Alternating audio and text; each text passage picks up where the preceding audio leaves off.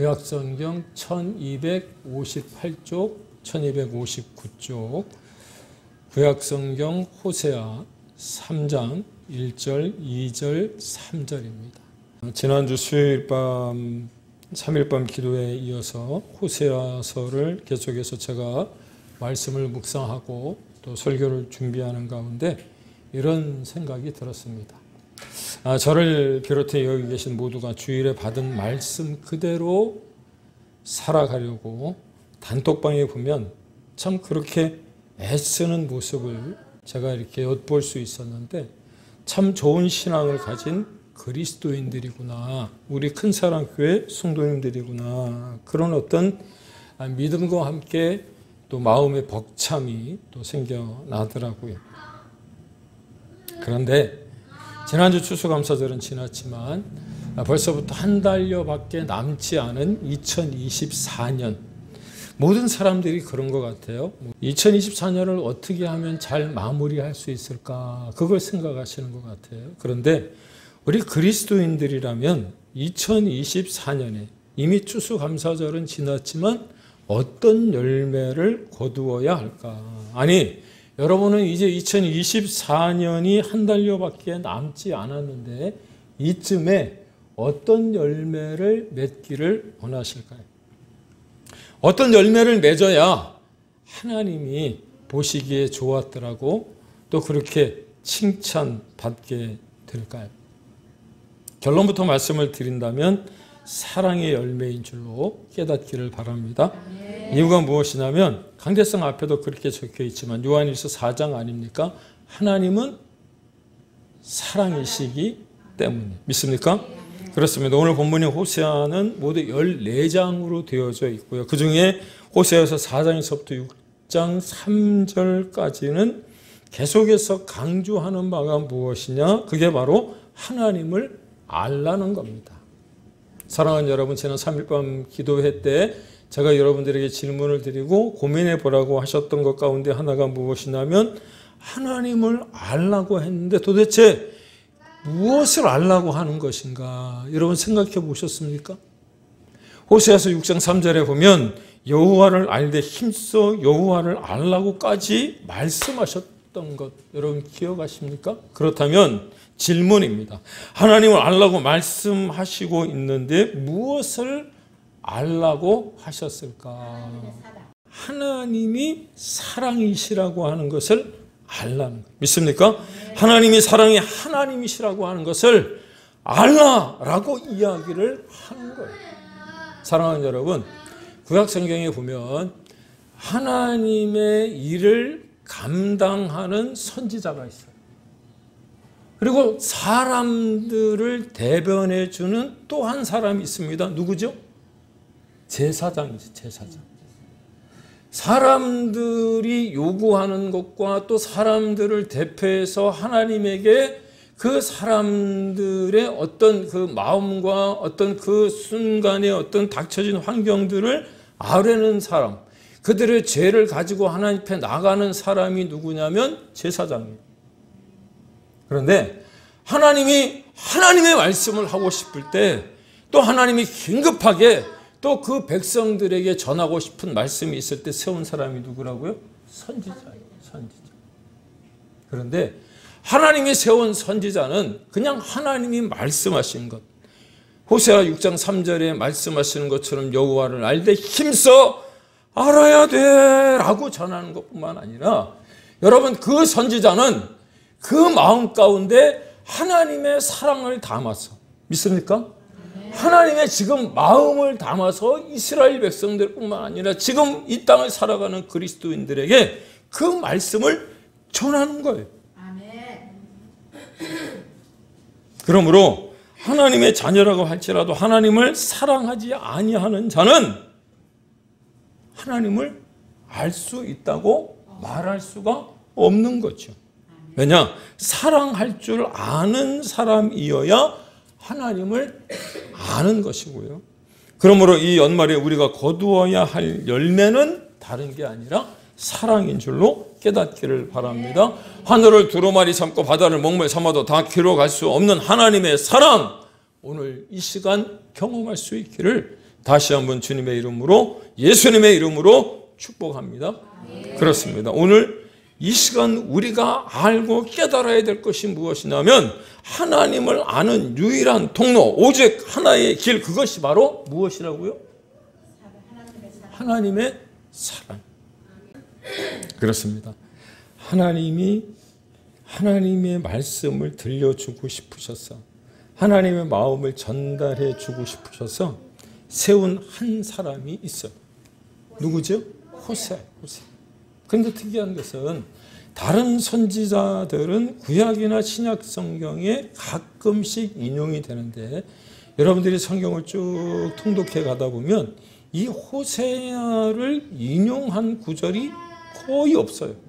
아예 없다고 해도 과언이 아니에요. 왜 그랬을까?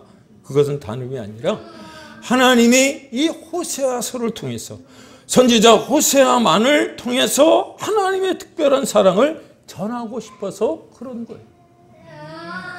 하지만 본문의 내용은 우리가 대략 알고 계시는 것처럼 하나님이 호세아 선지자를 부르시고 요구하시는 일이 무엇이냐면 논리적으로나 분석적인 어떤 성찰로 알 수가 없다는 겁니다.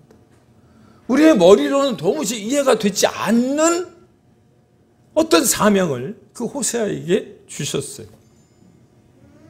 따라서 논리적으로나 분석적으로 성찰이 될 수 없다면 우리가 어떤 시각으로 바라봐야 되느냐면 하나님의 시각으로 바라봐야 되는 줄로 여러분 믿으시기를 바랍니다.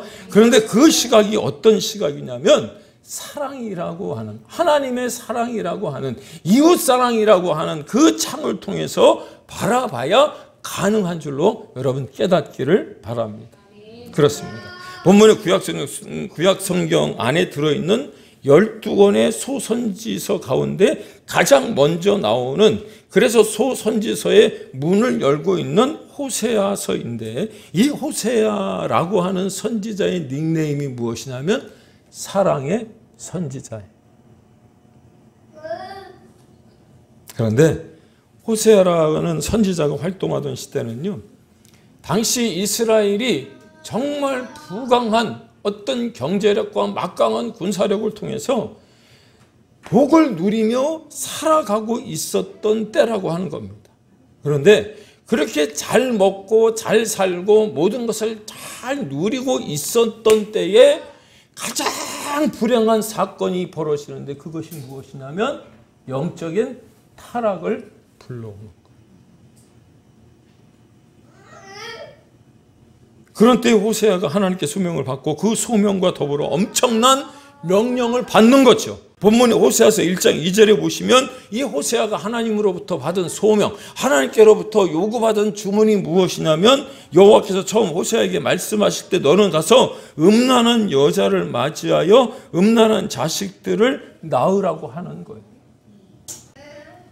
선지자로 부르셨다면 당시 이스라엘을 생각해 볼 때 그에게 뱀과 전갈을 밟을 만한 성령으로 불같은 성령을 하나님이 그에게 주셔서 엄청난 능력과 권세를 나타내 보일 수 있도록 하셔야 되는 것 아니에요.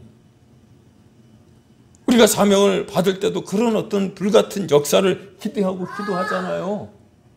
그런데 하나님이 호세아에게 주신 사명이 무엇이냐면 고작 음란한 여인과 결혼하라는 거예요. 아마도 선지자 호세아 자신도 좀 혼란스러웠을 거예요. 당황스러웠을 거예요. 어떻게 선지자가 음란한 여인을 취할 수 있을까? 그렇게 음란한 자식을 낳을 수 있을까? 이해 납득 공감이 되지 않았을 거예요.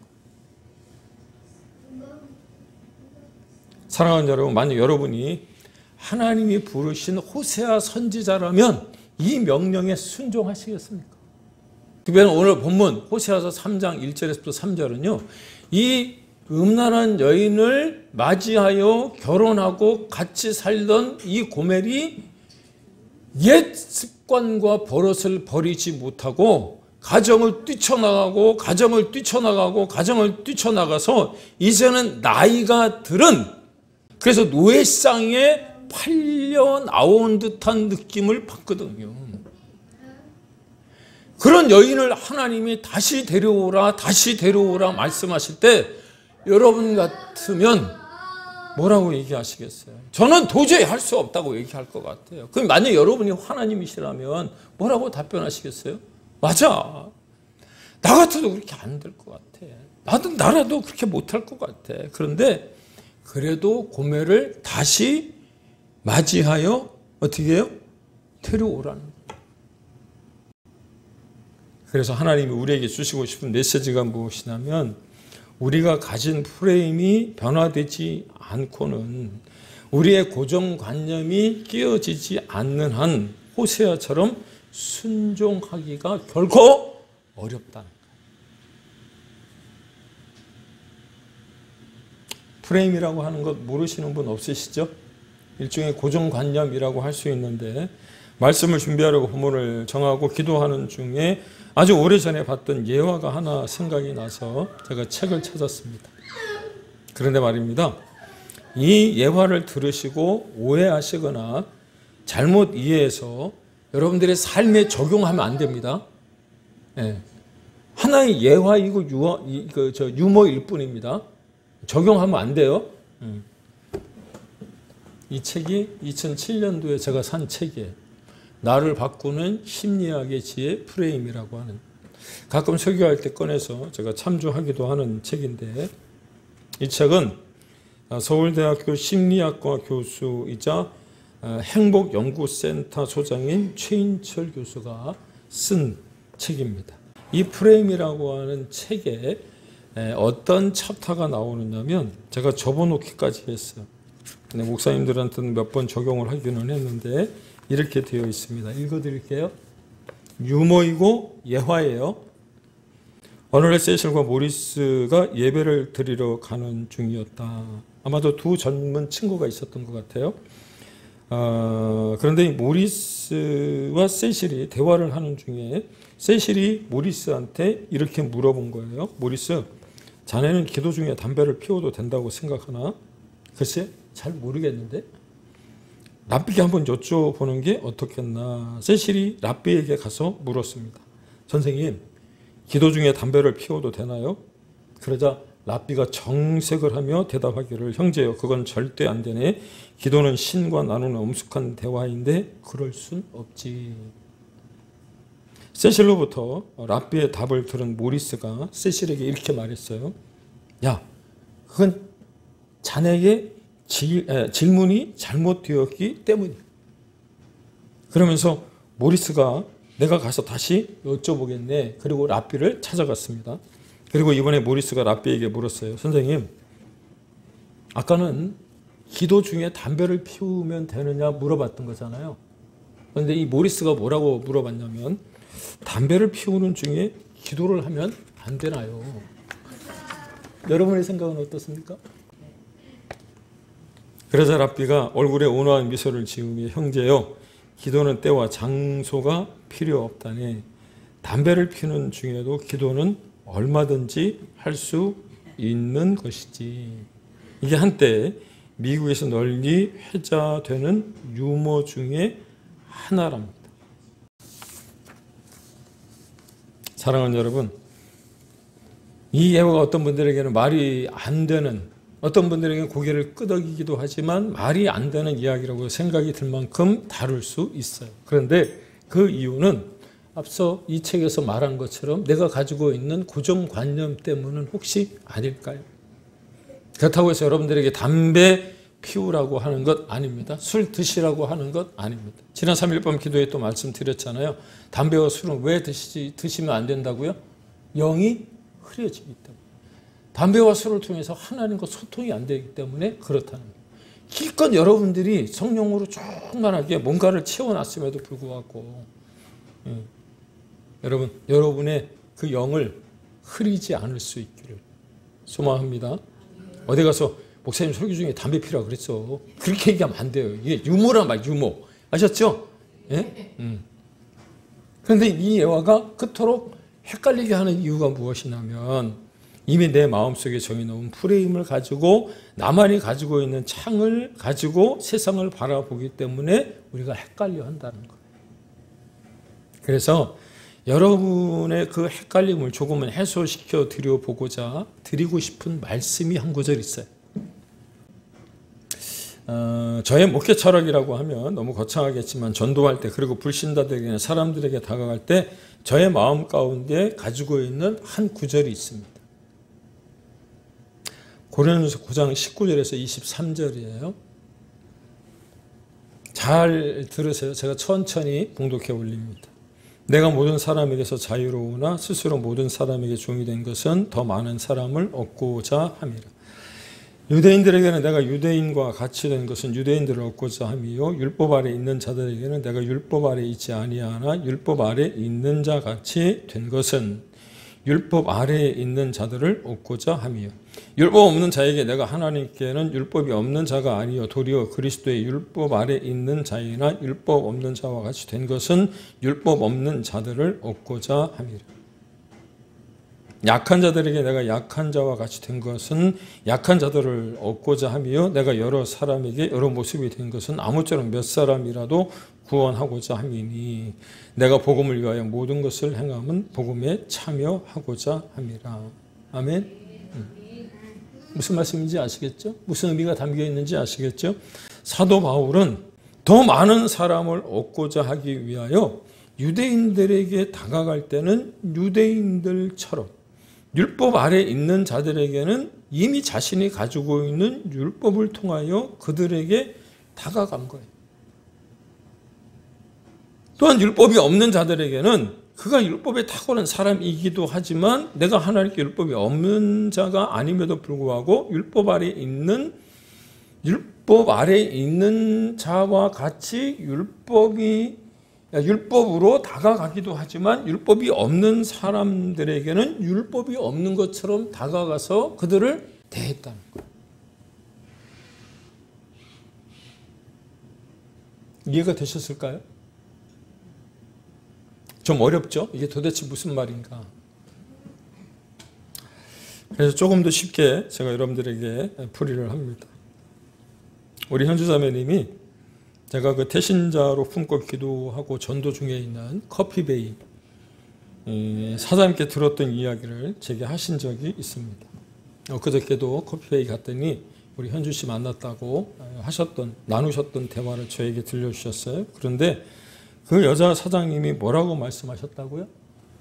저를 대할 때마다 다른 목사님들처럼 규격화되고 정형화된 목사님이 아니라 동네 아저씨같이 털털한 목사님을 만나는 것 같다.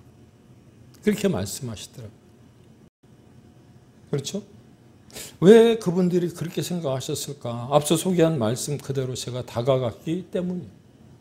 약한 자들에게 내가 약한 자와 같이 된 것은 약한 자들을 얻고자 하며 내가 여러 사람에게 여러 모습이 된 것은 아무쪼록 몇 사람이라도 구원하고자 합니다. 넥타이 메고 양복 입고 머리에 마가린 바다 딱 바르고 여러분 전도지 들고 이 성경책 다 들고 할렐루야 예수 천당 불신지옥 그러고 다녔으면 여러분 저를 아마 미친 사람이라고 다 쳐다보고 도망갔을 거예요. 근데 그냥 편안하게 들어가.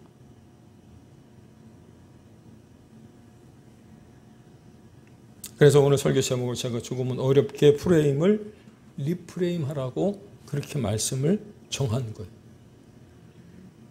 프레임이라고 하는 게 무엇입니까? 일종의 고정관념이잖아요. 그 고정관념으로 각기 다른 생각과 행동을 하며 살아가는데 어떤 프레임을 가지고 사느냐에 따라서 세상을 보는 게 다르잖아요. 그런데 호세아 선지자는 그 프레임을 바꿔서 쉽지 않은 명령에 순종했다는 거예요. 그런데 그 프레임, 리프레임한 게 무엇이냐면 하나님의 사랑으로 다가가니까 이 음란한 여인 고멜을 또 데려오고 또 데려오고 또 데려다가 맞이할 수 있더라는 거죠. 근데 문제는 하나 생겼습니다. 그 문제가 무엇이냐면 그 이름의 의미대로 세상의 삶이 어떤 것인지 끝을 보여주는 고멜이라고 하는 이름을 가진 아내가 문제예요. 어떻게 된 여인이 헌신적인 남편과 자식을 외면하고 자기의 쾌락과 만족을 위하여 가정을 뒤고 뛰쳐나가기를 반복하는 거예요. 남편이 보는 앞에서 귀걸이 차고 화장하고 입술 바르고, 그렇죠. 화장도 처음에는 단장, 그 다음에 변장, 그 다음에 화장, 그 다음에 포장, 그 다음에 뭐죠? 변장. 이 화장을 하고 어떻게 해요? 나가서 남편이 보는 앞에서. 그리고 음란한 짓을 하는 거예요. 당장 이혼감인 거예요.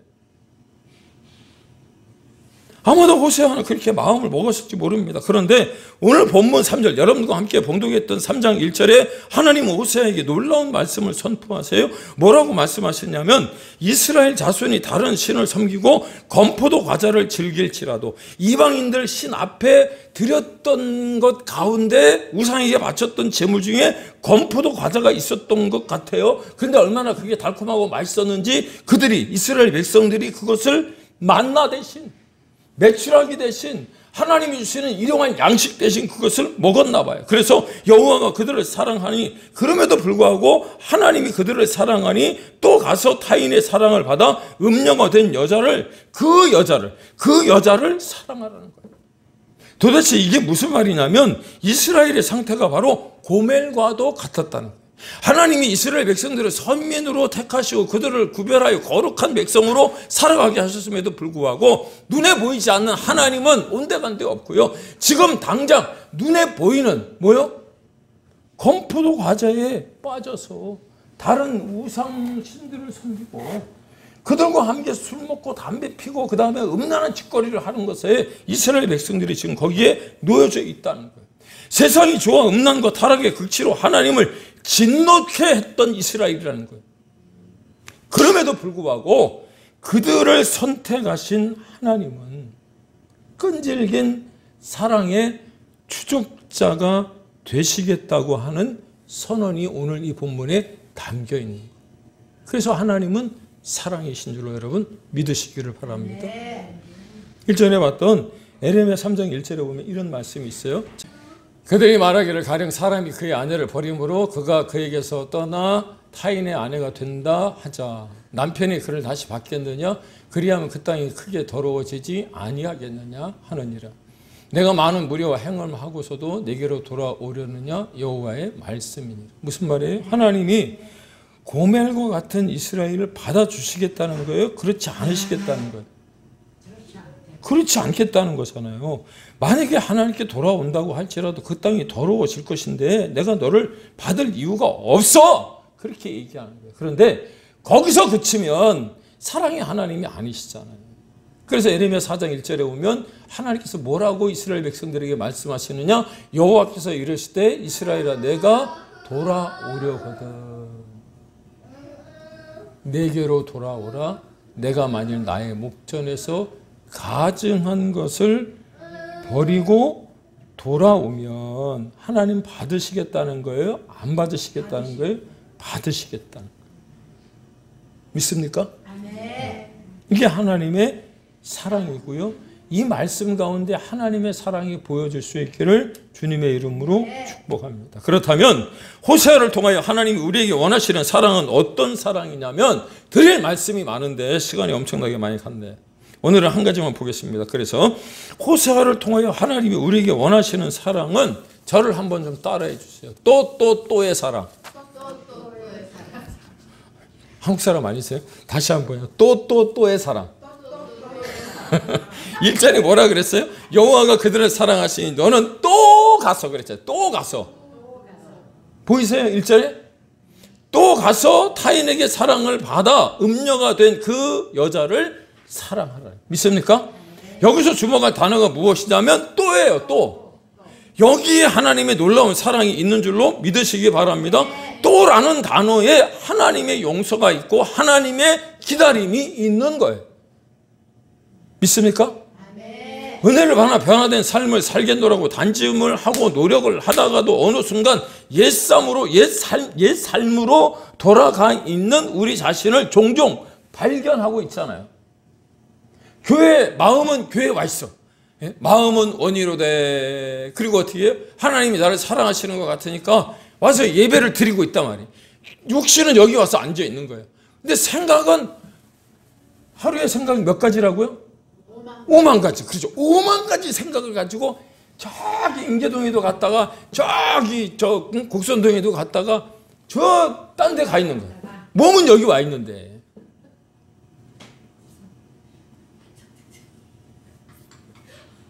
그래서 우리에게 이러한 하나님의 또의 사랑이 없었다면 우리는 결코 일어서지 못하고 좌절했을 거예요. 그러므로 사랑하는 여러분, 우리를 향하여 끊임없이 또를 말씀하시고 계신 하나님을 이 시간 만날 수 있기를 주님의 이름으로 축복합니다. 그리고 하나님이 우리를 그토록 사랑하시는 것처럼 우리 또한 남편과 아내를 향하여 그리고 자녀와 부모와 이웃을 향하여 이런 사랑을 하게 되는 은혜가 임하게 되기를 주 예수님의 이름으로 축원을 드립니다. 그렇습니다. 하나님이 우리에게 원하시는 사랑은요, 있는 모습 그대로 받아들이는 거예요. 믿습니까? 가정이나 공동체나 교회에서 일어나는 갈등은요, 있는 모습 그대로 받아들이지 못하고 상대방을 어떻게 해요? 내가 가지고 있는 고정된 관념, 프레임을 가지고 보기 때문에 문제가 생기는 거예요. 저 사람은 이제 막 나온 초신자, 새신자, 교회를 오래 다녔다고 할지라도 우리 진영심 자매님 나오셨으면 참 좋았을 텐데 없을 때 얘기해서 죄송하네요. 제가 좀 수정할 부분이 있어서 이 말씀을 들으시면 바꾸세요. 우리 진영심 자매님이 유튜브를 보다가 교회를 오래 다니셨어요. 근데 제가 카톡에 올려놓고 푸사를 이렇게 보다 보니까 하나님이 아니고 하느님으로 되어 있는 어떤 푸사의 글자들이 있더라고요. 하느님이 아닙니다. 하나님입니다. 예. 우리는 애국가 부를 때 기독교인들은 하나님이 보호하사 이렇게 하잖아요. 근데 원래 가사는 하느님으로 되어 있죠. 예, 그래서 이제 공적인 자리에서는 하느님이라고 부르지만 여러분, 우리 하나님이 이 나라와 민족을 세우시고 부르셔서 예, 세계 제일 가는 선교국가로 만들어 주시고 또 여러분 원조 받는 나라에서 원조하는 나라로 세워주셨을 뿐만 아니라 하나님이 이 땅에 정말 번영과 영화를 누릴 수 있도록 하신 줄로 깨닫기를 바랍니다. 그래서 어떻게 해요? 애국가 부를 때 하느님이 아니고요, 우리는 그냥 모른 척하고 그냥 하나님 여러분 부르셔야 되는 거예요. 믿습니까? 하나님이 하느님이 아니란 말이에요. 그런데 왜 그래요? 내가 많이 배운 것 같아도 아직 모르는 게 있거든. 신앙생활을 오래 한 것 같아도 하나님과 하느님을 잘 구분 못하시는 분들도 계세요. 근데 받아들 수 있어야지. 가르치면 되거든요. 몰랐으니까. 저도 모르는 거 많아요. 내가 살아온 삶의 방식과 다르다고 무조건 나를 따르라고 하는 것은 사랑이 아니죠. 상대방을 이해하고 받아들이는 것이 사랑입니다. 동의하십니까? 이게 곧 수용이고요, 포용이고요, 받아주는 겁니다. 인정하라는 겁니다. 그 모습 그대로 받아들이는 거죠. 왜? 받아들임 없이는 변화가 결코 이루어지지 않기 때문에. 예수 믿는다는 것도 마찬가지입니다. 삶의 프레임을 바꾸는 거예요. 예수님 때문에 나의 사고와 행동의 프레임이 바뀌어야 되는 거죠.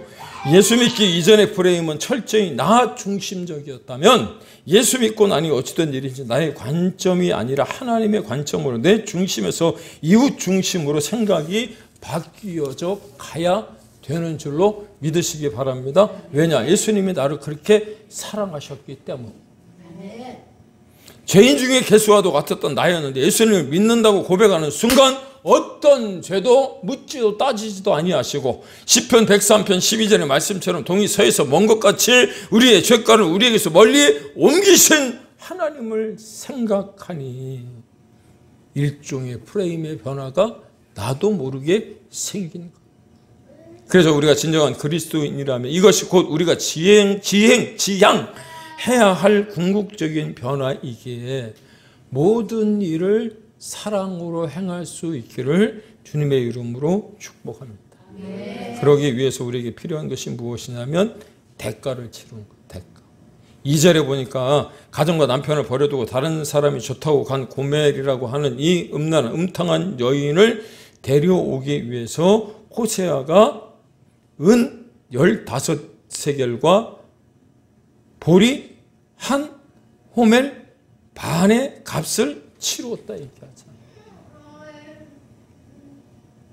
나이가 들어서 이제는 죄송합니다.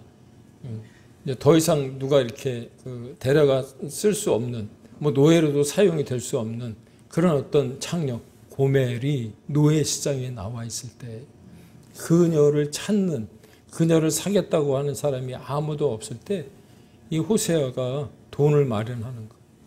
얼만큼이요? 2절에 보세요. 성경 2절에 뭐라고 되어 있어요? 예? 15세겔. 예, 볼이 한 호멜 반. 여러분, 우리는 성경으로 보니까 은 15세겔 별거 아닌 것처럼 느껴지잖아요. 그냥 그 돈 모았대. 그냥 가져가서 이렇게 치르고 고멜을 데리고 왔대. 이렇게 얘기하잖아요. 은 15세겔은요, 당시 장정이 연봉으로 받는, 연봉이에요. 연봉. 월급이 아니고 연봉으로 얼마를 받았냐면 은 5세겔에서 10세겔을 받았어요. 연봉. 그러면 은 15세겔이면 장정이 2년 동안 열심히 일해야 벌을 수 있는 돈을 가지고 간 거예요. 그래서 잘 모르겠어요. 그 다음에 볼이 한 호멜 반이 330리터인데 그 당시의 돈으로 환산을 하면 은 15세겔이에요. 그러니까 집에 있는 모든 재산을 끌어다가 고멜을 사오는데 대가를 지불한 거예요. 은 30세겔 여러분 생각 안 났어요? 은 15세겔과 볼이 한 호멜 반이라고. 그러면 합치면 얼마예요? 은 30.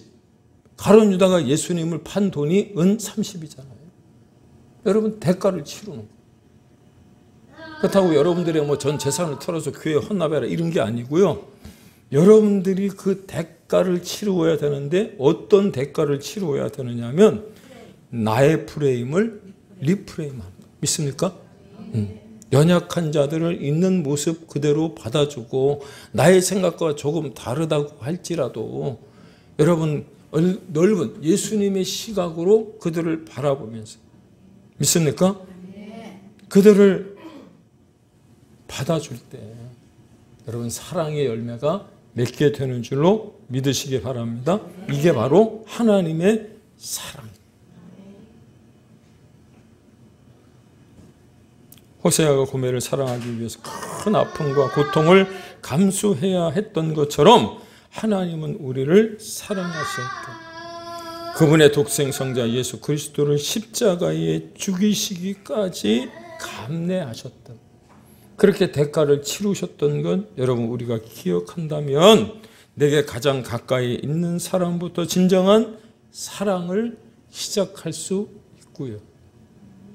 그 사랑이 이념, 이데올로기가 아니라 삶이라고 하는 것을 우리를 통해 알게 되어지는 줄로 믿으시기를 바랍니다. 그렇습니다. 그 사랑을 다시금 우리가 알고 깨달아 하나님이 우리에게 베푸신 사랑을 조금씩 더 알아가시면서 그 하나님의 마음을 알고 이제 성탄절이 들어있는 12월 맞이함으로 하나님께는 영광이 되어지고 우리에게는 큰 축복과 은혜가 또 흘러 넘칠 수 있기를 예수님의 이름으로 축원을 드립니다.